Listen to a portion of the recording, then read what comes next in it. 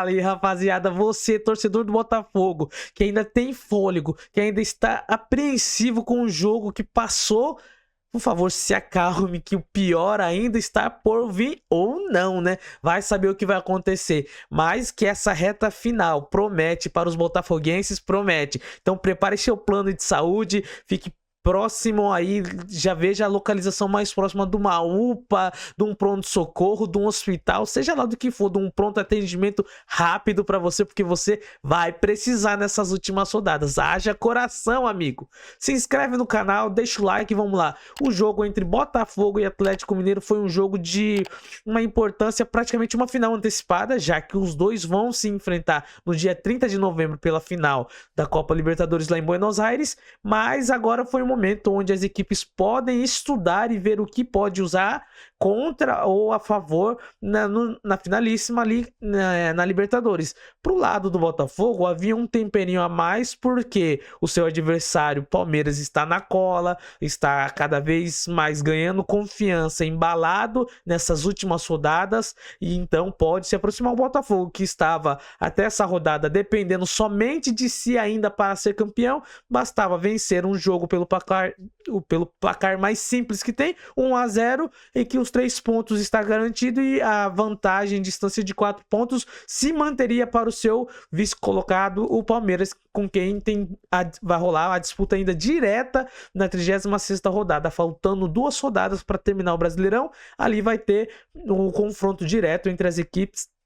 Então, tava nessa tensão e apreensão. Do lado do Atlético Mineiro, um momento de fazer testes, treinos, aproveitar também para pontuar, porque já não está numa situação confortável na tabela. Então, tá dependendo, talvez, se perder a Copa Libertadores ali, vai depender de um possível G9, no caso do Cruzeiro. Vai ter que torcer pro seu rival, vencer a Copa Sul-Americana e talvez ir abrindo espaço ali para ter um G9, e ainda assim tem um caminho longo a percorrer, porque tem equipes que estão mais próximas desse G9 do que o próprio Atlético Mineiro. Então é um jogo ali a ser estudado pro Atlético Mineiro, o que vai fazer em um caso de perder as 2 Copas, como aconteceu, ou como pode acontecer perder as 2 Copas, a Libertadores, e já perdeu a Copa do Brasil pro Flamengo. Então ficaria ali também essa atenção, essa apreensão, mas mais atenção estava pro lado do Botafogo, porque tinha que vencer a qualquer custo. Ainda não sabia, né, não tinha ali definido o resultado do Palmeiras. O resultado do Palmeiras já havia se definido. O Palmeiras venceu o Bahia por 2-1, também não foi um jogo ali mais ou menos, e ali eles já sabiam que o Palmeiras estava a 1 ponto de distância com esse jogo aí que eles ainda tinham para realizar contra o Atlético Mineiro. Então era uma pressão dobrada, então era algo dobrado. E o Botafogo faz o jogo dele, começa a atacar, uma posse de bola, circular jogadas.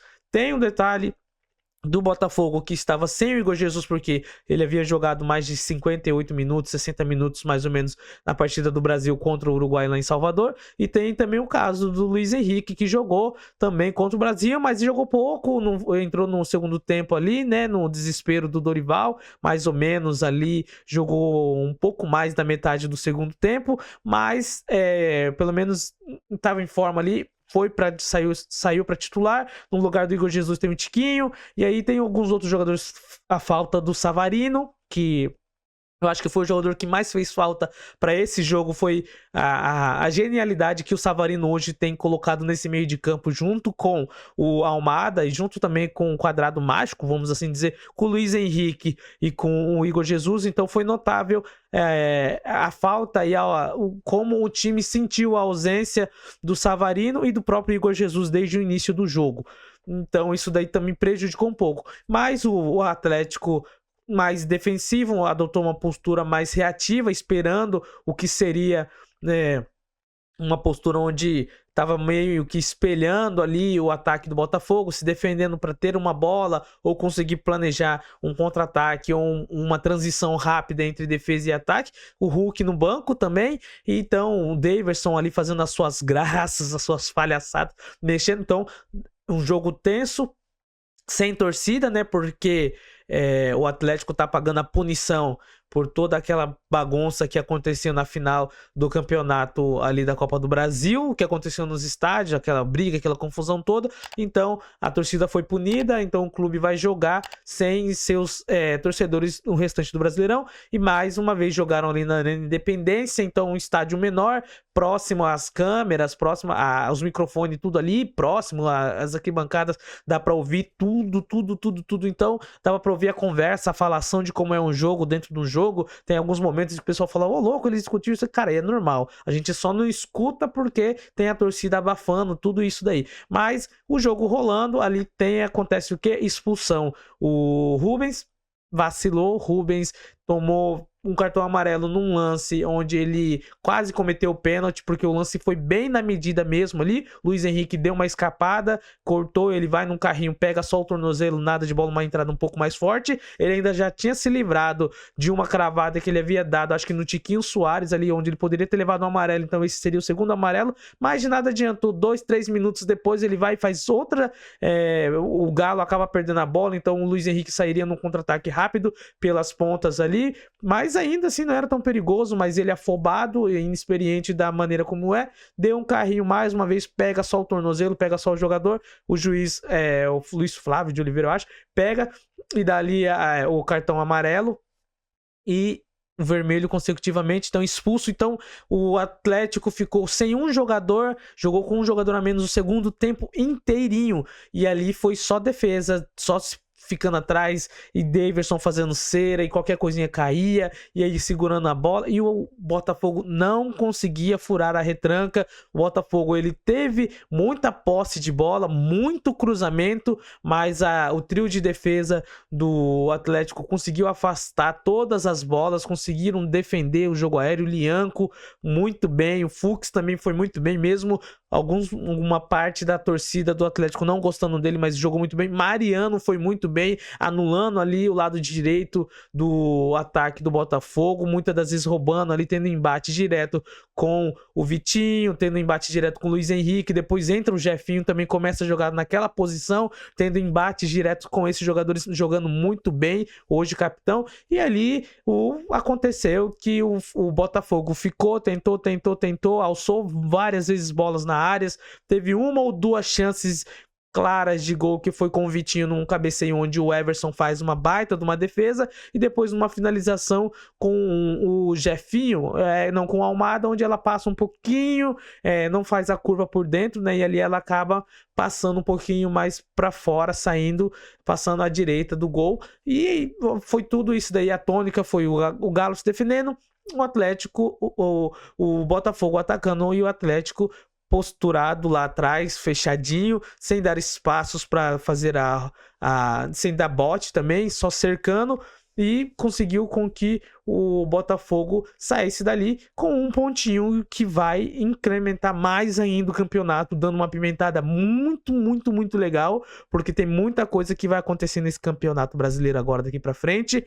O Palmeiras, ele vai pegar o Atlético Goianiense, e o Botafogo vai enfrentar o Vitória. Então em tese vence os dois times, mas a gente sabe como o campeonato brasileiro e o Palmeiras não costuma vacilar. Então dessa vez, mais uma vez, deixaram o Palmeiras acreditar, deixaram o Palmeiras chegar, tiveram oportunidades de matar o campeonato e não fizeram, e ainda tem a preocupação com o jogo da Copa da Libertadores, a final. Então são duas decisões que precisarão focar. Então o Botafogo tem cabeça para isso? O psicológico do Botafogo está preparado para isso? E isso nós vamos saber quando eles jogarem contra o Vitória.